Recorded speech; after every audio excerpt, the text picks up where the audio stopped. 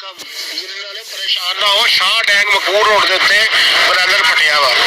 खबर हो रही है कि अभी कुछ देर पहले फैसलाबाद शहर के अंदर बहुत जोरदार धमाका सुनाई दिया। इस धमाके की आवाज बहुत से इलाकों में सुनी गई है। अभी लोगों के कहने के मुताबिक खिड़कियों और शीशों तक में वाइब्रेशन को महसूस किया गया है।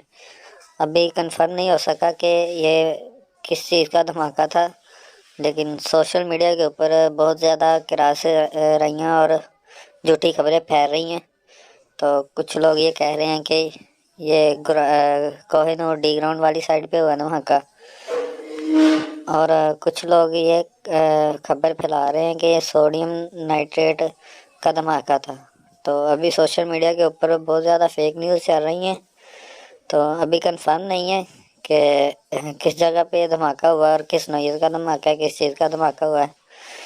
मैं लोकल मीडिया है ना जो, वो झूठी खबरें फैला रहा। अभी सिटी 41 पे आया ये फर्स्ट टाइम ही कि ये धमाका हुआ है। उन्होंने शो करवाया जिसके बाद खौफ राज फैल गया। तो फैसलाबाद के कुछ लोकल मीडिया के ज़राए हैं जो पता चला है, जो ऑफिशियल पता चला है। हाँ, अभी वो भी कंफर्म नहीं है कि ये किसी फैक्ट्री में बॉयलर ब्लास्ट हुआ है, उसकी वजह से ये इशू आया। अभी मैं कुछ कंफर्म नहीं कह सकते। अभी मैं आपको वॉइस भी सुना देता हूँ उसकी। परेशान ना हो, शाह डैंग मकबूल रोड के उत्ते बरादर फटिया वा।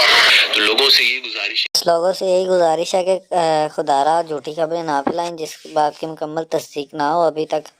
तो लोगों में खौफ हिरास ना फैलाएं। अभी तक यही सामने आया कि बॉयलर में धमाका हुआ है।